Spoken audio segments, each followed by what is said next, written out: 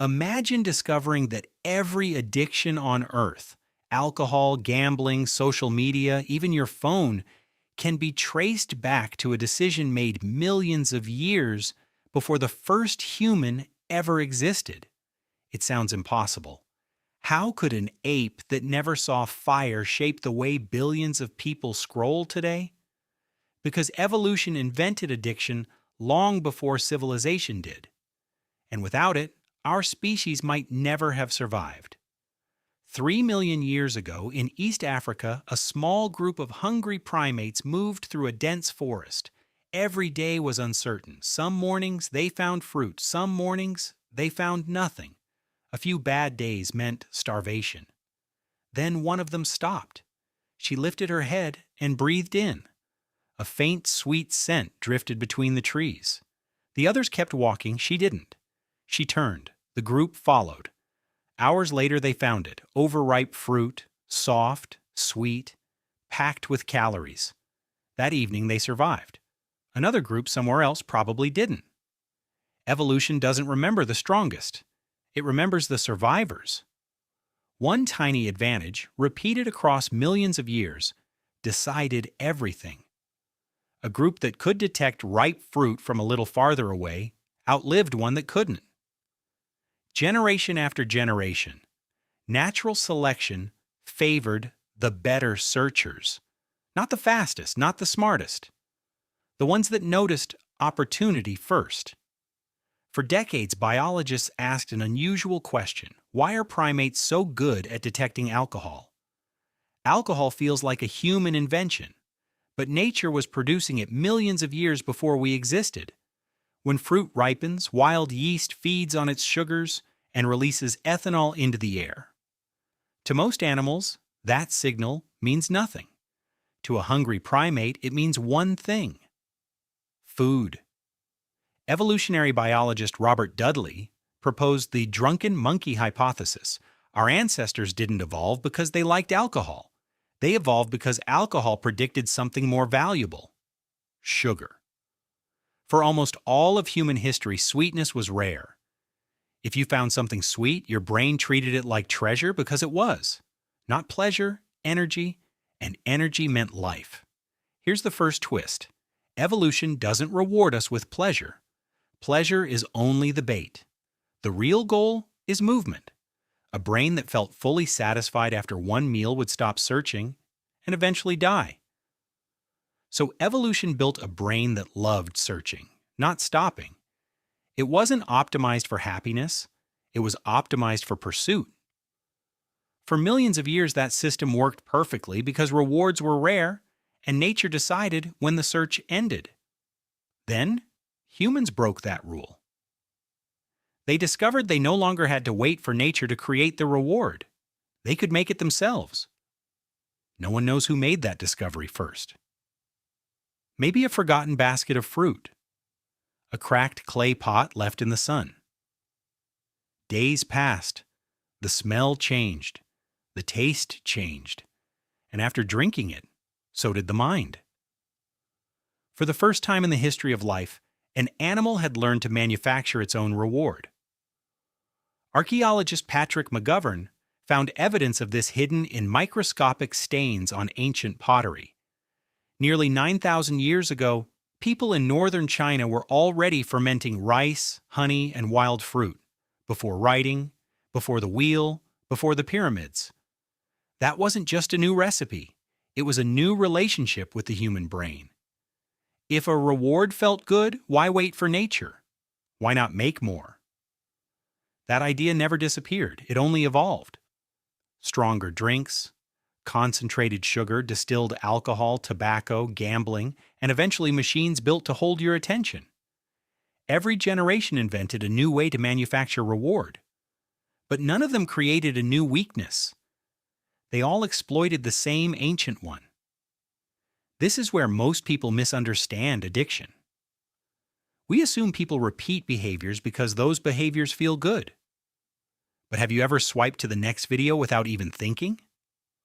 Or opened the fridge, found nothing new, and checked again 5 minutes later? If pleasure explained everything, that shouldn't happen. But it does. every day. In the 1990s, neuroscientist Kent Berridge asked a question that changed addiction research.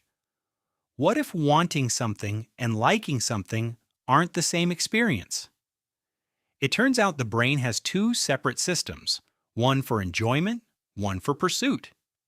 And they can split completely. You can want something desperately without enjoying it much at all. That's why dopamine is the most misunderstood chemical in the body. People call it the pleasure molecule. It isn't. If dopamine could talk, it wouldn't say that feels good. It would say pay attention, don't miss what's next. It fires before you get the reward, not after. Long before the fruit is in your hands, your brain is already pushing you to chase it. Picture that ancient ape again. She hasn't reached the fruit yet. She doesn't even know if the scent leads the right way.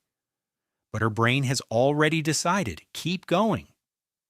That's dopamine's real job. Not pleasure, prediction, not satisfaction, expectation. For millions of years, that gave our ancestors a real edge. Curiosity got rewarded. But the system was never built to know when enough was enough, because there was never enough.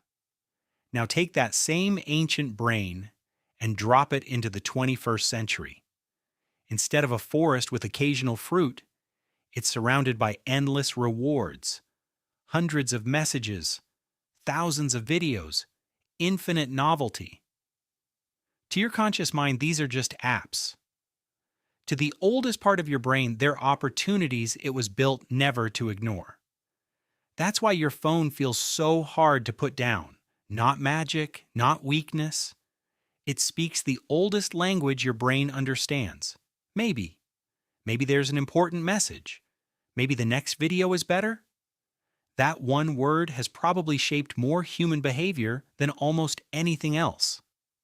Psychologists call this variable reward.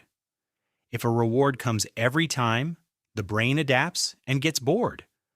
But if it comes unpredictably, attention spikes. That's why slot machines don't pay out every spin. Predictable payouts would actually make them less addictive. The same principle runs social media. Most notifications don't matter, but once in a while, one does. And your brain remembers those rare hits far more vividly than all the ordinary ones combined. The companies behind today's biggest products didn't invent a new human weakness. They found an ancient one and learned to trigger it on command. Biologists call this an evolutionary mismatch. When an adaptation that once helped a species survive turns into a disadvantage because the environment changed faster than evolution could keep up. A polar bear's thick fur is perfect in the Arctic and a burden in the desert. Our reward system evolved for scarcity. Now it lives in abundance. It expects sugar to be rare. Now it's everywhere. It expects effort before reward. Now rewards arrive instantly. So maybe the real question isn't why do humans get addicted? Maybe it's how could we not?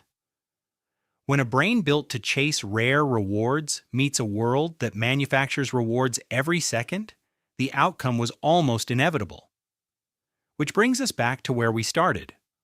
What was the first addiction? It wasn't alcohol. That was only the first product. It wasn't gambling or social media or smartphones. Those are just the newest expressions of something older. The first addiction was the search itself. The instinct that whispered, keep looking. There might be something better, don't stop now. Without it, we might never have crossed mountains, sailed oceans, or explored continents we couldn't even see from shore. Curiosity, ambition, discovery, they all grew from the same ancient engine. But every evolutionary gift has a price. The same mechanism that helped us survive famine can keep us scrolling long after we've stopped enjoying it. Technology didn't invent that instinct. It just found it, understood it, and learned to speak its language. So next time your hand reaches for your phone before you've even decided to, don't ask, why am I so distracted? Ask instead, what ancient instinct just woke up? In that tiny moment, you're watching millions of years of evolution play out, a survival system that once searched forests, now searching screens. Not because it knows they're the same, but because to the deepest part of your brain, they trigger the exact same prediction. There might be something valuable here. Maybe that's the strangest truth about being human. We carry a brain built for a world that's disappearing, trying to navigate one it could never have imagined. And maybe freedom doesn't come from erasing that instinct. Maybe it begins the moment we recognize it running. Because once you can see the program, you gain something your ancestors never had: a choice. You can still follow the signal. You just don't have to obey it anymore. 3 million years ago, a hungry ape caught the scent of fermenting fruit and changed direction. It helped her survive. Today your phone vibrates, and your hand moves before you think. The trigger is different. The world is different. But the instinct is exactly the same. The first addiction was never alcohol. It was the endless search for the next reward. And after millions of years, that search is still shaping the story of being human.